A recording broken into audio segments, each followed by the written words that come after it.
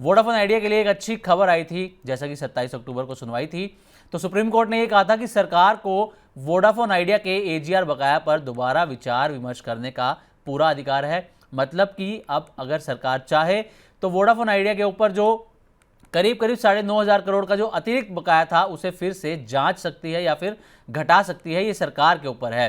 अगर ऐसा हुआ तो वोडाफोन आइडिया की हालत कुछ सुधर सकती है, क्योंकि कंपनी पर बहुत बड़ा कर्ज यहाँ पर है। अगर सिर्फ एजीआर ड्यूज देखें तो वो 83,000 करोड़ रुपए से ज़्यादा है, और अगर कुल कर्ज देखें तो वो 2 लाख करोड़ रुपए से ज़्यादा है।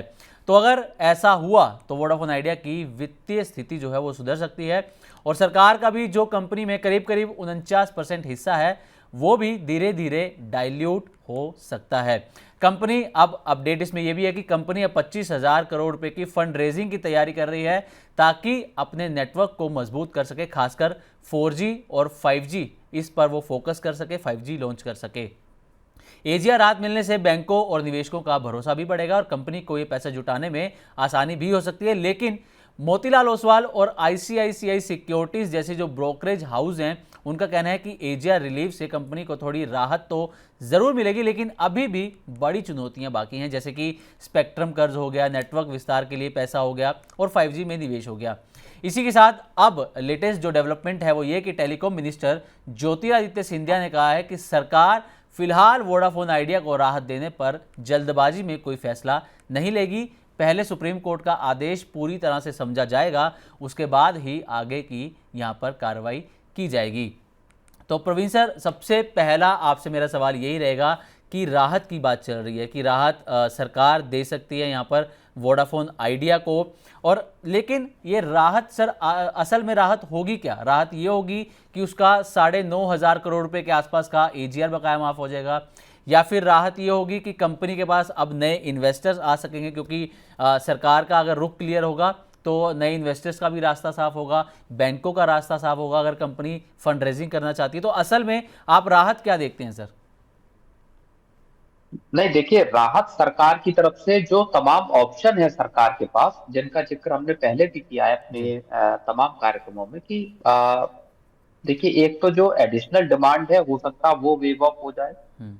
एक जो मार्च 2026 की एक डेडलाइन है जिसको लेके कंपनी ने कहा है कि अगर तब तक हमारे सामने सरकार ने अगर हमको राहत नहीं दी तो हमारे लिए ऑपरेशन चलाना, कामकाज करना मुश्किल हो जाएगा। उसके बाद कंपनी का टिक पाना तकरीबन नामुमकिन हो जाएगा।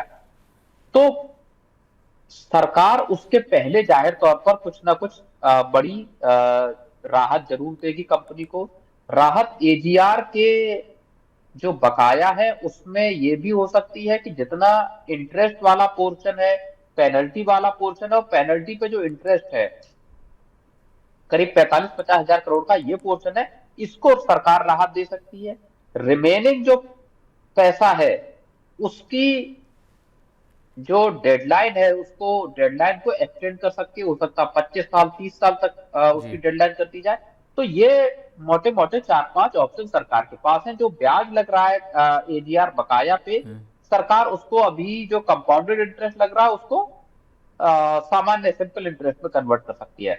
तो ये सरकार के पास ऑप्शन है। बड़ी जो राहत है वो इस बात की है कंपनी के लिहाज से कि सुप्रीम कोर्ट ने, और सरकार के लिए भी है, कि सुप्रीम कोर्ट ने सरकार को इस बात की इजाजत दे दी है कि आप अब वोडाफोन आइडिया की जो भी इनकी दरखास्त है जी। उसका आप विचार कर सकते हैं, उसमें आप देख सकते हैं कि इनको क्या राहत दिया जाना मुमकिन है या नहीं। यानी एक तरह से सरकार के हाथ अब खुल गए हैं इस मामले में।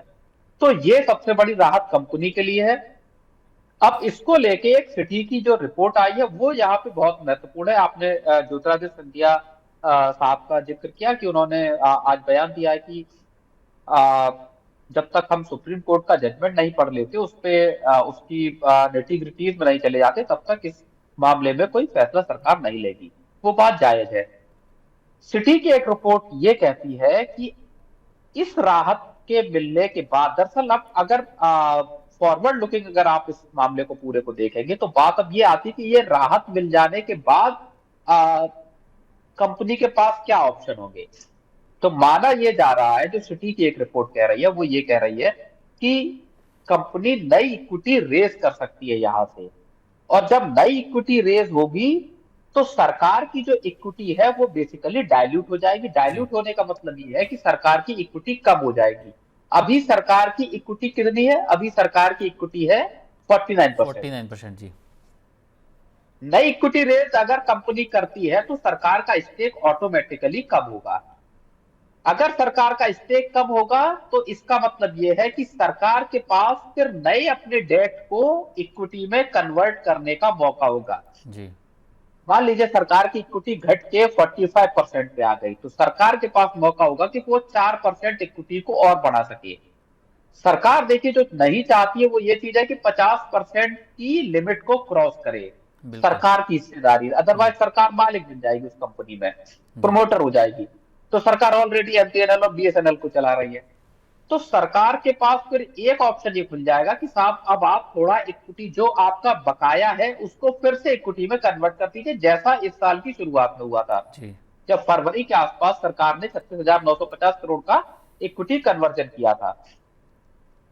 ये भी राहत कंपनी के लिए बहुत बड़ी राहत होगी। और इसके साथ एजीआर पे सरकार का कोई भी अब फैसला जो सुप्रीम कोर्ट की तरफ से मंजूर होगा उसकी वजह से बैंकों को इस बात का कॉन्फिडेंस मिलेगा कि वो कंपनी को जो 25,000 करोड़ के केपेक्स के लिए पैसा कंपनी चाहती है वो कंपनी को जुटाने की इजाजत दे या उसमें लैंडिंग की जी। फैसिलिटी को एक्सटेंड करे।